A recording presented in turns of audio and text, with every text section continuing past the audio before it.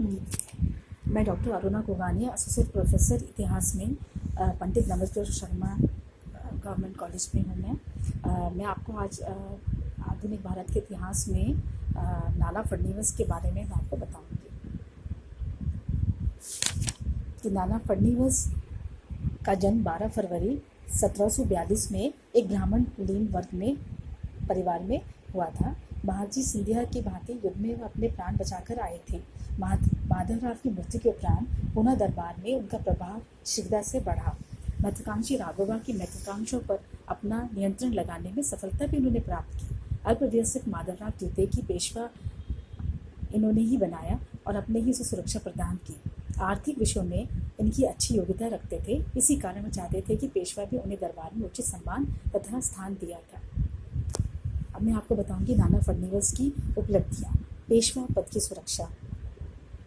1772 में तब योग्य पेशवा माधवराव की मृत्यु हुई तो उसके चाचा राघोबा पेशवा पद पाने के आतुर था। उन्होंने मृत पेशवा के कोई पुत्र नहीं था, परंतु माधवराव का कि लघु भ्राता नारायणराव 5वें पेशवा बनने के सफल हुए। नाना फडणवीस ने राज्य के प्रशासन संचालन हेतु 12 भाई समिति या 12 भाई काउंसिल का गठन कर दिया।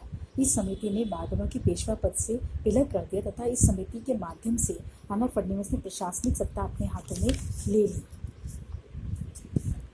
इतिहास का ग्रांड डफ ने उनकी प्रशंसा करते हुए लिखा है कि नाना फडणवीस वास्तव में एक महान राजनीतिक था।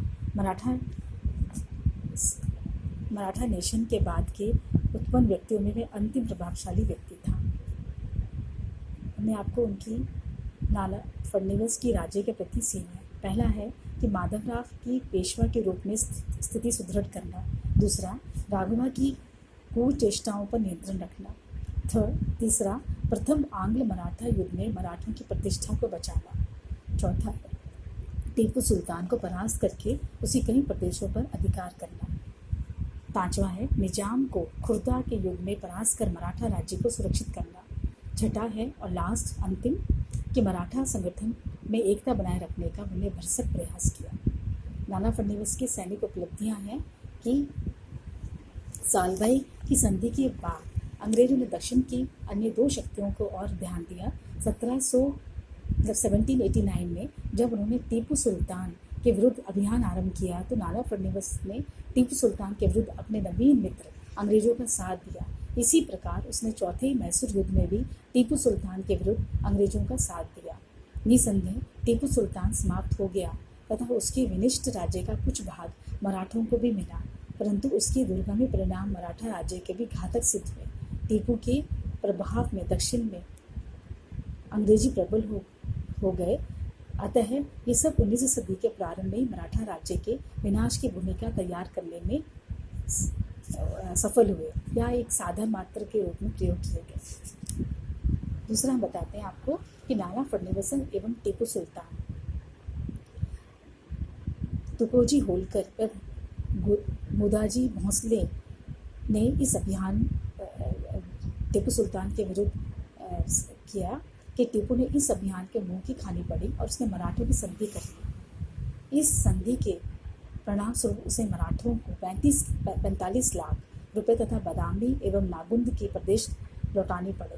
इसके अतिरिक्त टीपू ने जिन मराठा प्रदेशों पर अधिकार कर लिया था वे भी उसे लौटाने पड़े, परंतु इस संधि से मराठा तथा मैसूर नरेशों के मध्य मैत्री भी स्थापित हो गई थी। तीसरा है नाना फडणवीस एवं निजाम। जब नाना फडणवीस टीपू सुल्तान के विरुद्ध संघर्ष में व्यस्त थे तो निजाम ने चौथ देना बंद कर दिया था। इसीलिए नाना फडणवीस ने निजाम के विरुद्ध सैनिक कार्रवाई करने का निश्चय किया। मराठा संघ ने भी इसकी पर्याप्त सहायता की। उधर निजाम ने अंग्रेजों से सहायता की याचना की, परंतु सर ने हस्तक्षेप की नीति या पॉलिसी ऑफ नॉन इंटरफेरेंस, जो कि सर जॉन शोरे जो गवर्नर जनरल थे उनके द्वारा प्रतिपादित की गई थी, कि इस नीति का सहारा लेते हुए उन्होंने सहायता देने से इनकार कर दिया। खुर्दा के दोनों पक्षों में 1795 में युद्ध हुआ। युद्ध में निजाम की करारी हार हुई। परास्त निजाम ने अपने कई महत्वपूर्ण प्रदेश मराठों को देने पड़े। इस विजय ने मराठों ने नाना फडणवीस की प्रतिष्ठा को अत्यधिक बढ़ाया। चौथा पॉइंट है नाना फडणवीस एवं पूना के अंतरकलह। पेशवा के दरबार में नाना फडणवीस का महत्व तो सालबाई की संधि के उपरांत ही बढ़ गया था और उस उपरांत दिन पर दिन वह बढ़ता ही रहा, यहाँ तक कि पेशवा माधवराव द्वितीय ने उसे अपना पूर्ण नियंत्रण में ले लिया था। फिर है ले लिया था। खुर्दा के युद्ध में पेशवा भी उपस्थित था। उस अवसर पर पेशवा ने भावी पेशवा बाजीराव द्वितीय से संपर्क स्थापित करने का प्रयास किया। इसकी खबर जब नाना फडणवीस को लगी तो उसने पेशवा को युद्ध भूमि में इतनी बुरी तरह फटकारा कि वह आलोचना का पात्र बन गया। फिर है लास्ट में पेशवा का प्रश्न। इसमें यह है कि माधवराव द्वितीय की मृत्यु पर भी मराठा संघ में इस प्रकार अशांति व आशंकाएं फैल गई जिस प्रकार माधवराव प्रथम की मृत्यु पर फैली थी। वह 18 वर्ष की आयु में भी निसंतान परलोक सिधार गया, परंतु इसने अपने जीवन काल में राघवा के पुत्र बाजीराव को पेशवा बनाने की इच्छा व्यक्त कर दी। इस सिंधिया के समर्थन में नाना फडणवीस बाजीराव का विरोधी बन गया। सिंधिया परिवार में नाना फडणवीस का मनमुटाव सालभाई की संधि के बाद हो गया था। इसकी इच्छा थी कि मृत पेशवा की पत्नी बाजीराव कनिष्ठ चिमानजी को गोद लेकर उसे पेशवा बना दे। वैसे तो नाना फडणवीस राघवा परिवार के विरुद्ध ही था, परंतु चिमानजी उस समय अल्पवयस्क था। इस कारण नाना ने सोचा कि वह अल्पवयस्क ही उसके नियंत्रण में बना रहेगा, परंतु मृत पेशवा की पत्नी यशोदाबाई ने इसका विरोध किया। नाना फडणवीस योग्य प्रशासक अवश्य था, पर वह लालची तथा पदलोलुप भी था। अतः जब बाजीराव ने उसे अपना मुख्यमंत्री बनाने का आश्वासन दिया तो नाना फडणवीस ने बाजीराव को पेशवा पद पर आसीन करवाकर स्वीकार कर लिया। इस प्रकार राघवा का पुत्र बाजीराव ही पेशवा बना तथा बाजीराव द्वितीय के नाम से जाना गया। मैं आपको नाना फडणवीस का मूल्यांकन बताती हूँ कि नाना फडणवीस लंबे कद का था, परंतु उसे शरीर क्षीण था। वह महान परिश्रमी तथा गंभीर व्यक्ति था। वह अल्पभाषी तथा अपने रहस्यों का गुप्त रखने में दक्ष था। प्रत्येक कार्य का वह रिकॉर्ड रखने में था। प्रत्येक समस्या का वह पूर्ण जानकारी प्राप्त करके उसका समाधान करने का प्रयास करता था। उसने उच्च कोटि की मानसिक प्रतिभा थी तथा वह दूरदर्शी राजनीतिक भी था। उसकी यह दूरदर्शिता सालभाई की संधि में स्पष्ट झलकती है। यह उसकी राजनीति की दूरदर्शिता थी कि जिसकी सहायता से उसने प्रथम आंग्ल मराठा युद्ध में अंग्रेजों का सैन्य शक्ति का सही आकलन कर दिया था।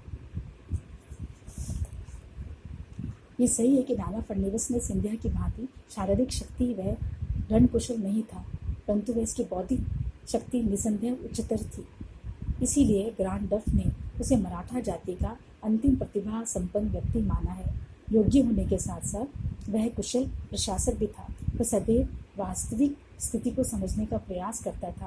वह सच्चे अर्थ में देशभक्त था तथा सदैव मराठा राज्य का हित विचारता था। मराठा राज्य के हित के लिए वह सदैव अपना वर्चस्व निछावर करने तत्पर रहता था। इसीलिए इतिहासकार सरकार एवं दत्ता ने लिखा है कि वह अपनी निष्कपटतापूर्ण देशभक्ति की भावनाओं के कारण बड़ी उच्च प्रशंसा का पात्र था। धन्यवाद बच्चों।